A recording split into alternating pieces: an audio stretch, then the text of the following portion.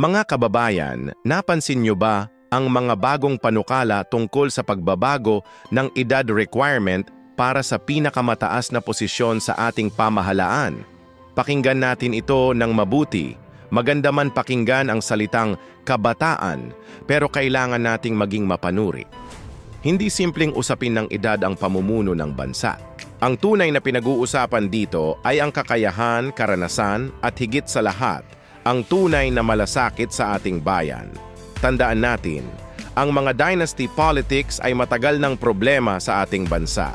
Ang panukalang ito ay maaaring magbukas ng pintuan para sa mga batang politiko mula sa maimpluwensyang pamilya na makuha ang kapangyarihan ng mas maaga. Hindi tayo dapat magpadala sa mga ganitong uri ng pagbabago na walang matibay na batayan.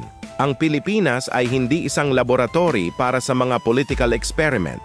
Kailangan natin ng mga leader na may sapat na karanasan, matatag na prinsipyo at tunay na pagmamahal sa bayan. Ano ang masasabi niyo tungkol dito? Ibahagi ang inyong mga saloobin sa comment section. Maraming salamat sa pakikinig at huwag kalimutang mag-subscribe para sa mas marami pang usaping pampolitika.